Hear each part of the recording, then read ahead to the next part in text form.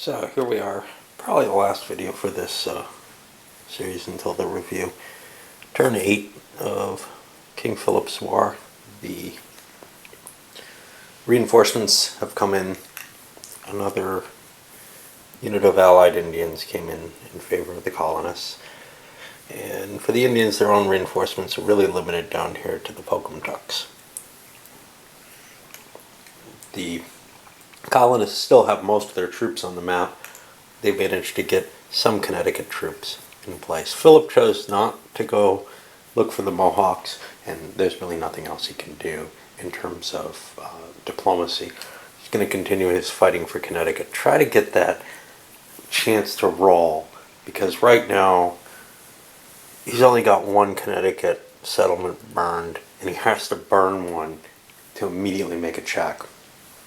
Because of the value of that, he may well be bringing the Pocumtucks down as well to attack at Wallingford. Maybe on the last turn of the game, because there just aren't that many options right now. At this point, the victory points look like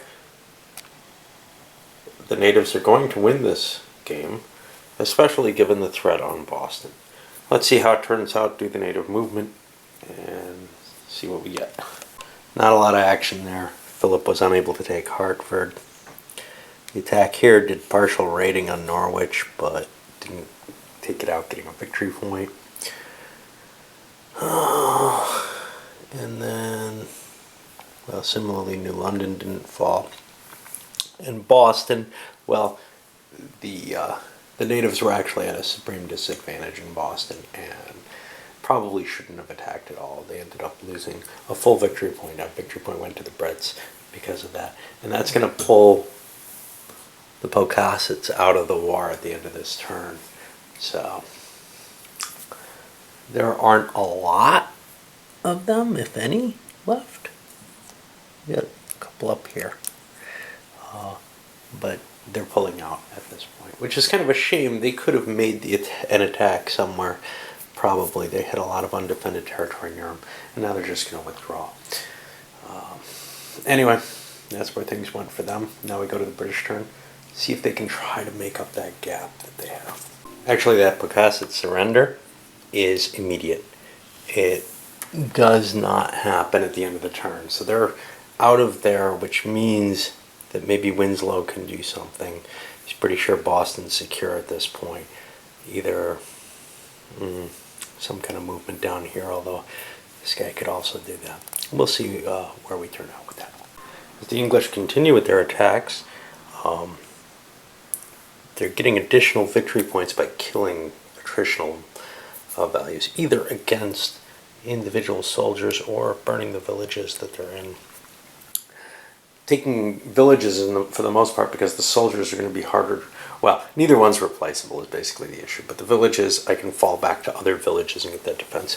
But that just brought the victory points up to where the Saconets have withdrawn from the war as well. Now, if these villages get attacked of these tribes that have already surrendered, they come back in the game. So it's not really a good idea to attack them again. But we're seeing what's going on. We'll keep fighting. And in net effect, after the battles, not a lot's moved, but the victory point markers have. And some villages have been burned, some troops have been killed, but no complete destruction of the entire space, so no advance.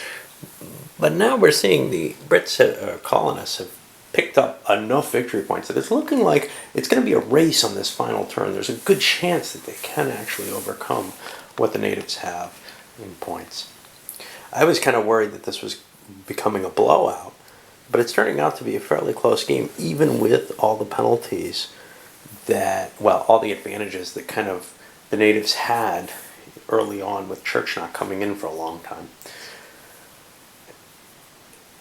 I'm not sure he has as big an effect on the game as just the cyclic effect of the native troops disappearing as they're being killed off, and then as the victory points increase, native tribes pulling out of the war entirely. So we have less and less here, making it almost interesting to try to bring the Mohawks into play.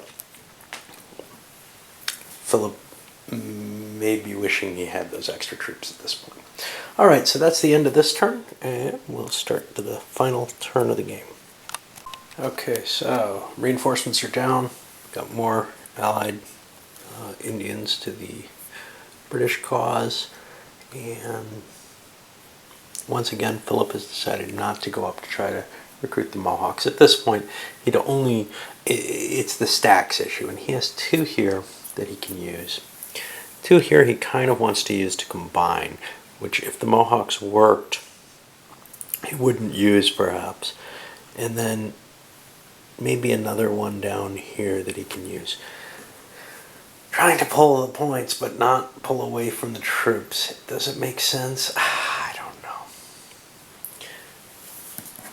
Because spending 2 on this and this seems a little expensive comparatively. Let's take a look at what the odds on getting those Mohawks onto his side are.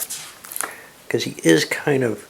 So, he's only got a 50% chance of getting them if he goes there. And if he goes there, he's going to be withdrawing 2 units from here, which reduces his chances of getting points in Hartford. And of course, he could swing up and take guaranteed points somewhere else like Holyoke. Not absolutely guaranteed. There's still always the chance it doubles. It's a hard decision. I think he's better off with what he's got. He's got a little bit of a lead, and maybe he can hold on to it. I'll take care of the native movement and then come back after the battles. Very few points gained by the Indians. I think they only gained 1 in this battle. That was from here where Ken O'Shea came streaming up and hit Norwich. The rest of the village attacks, well, here at Wallingford, they got 1 hit. Here, there was doubles, so no battle whatsoever. Here, not much happened. And up here, they got 1 hit. So,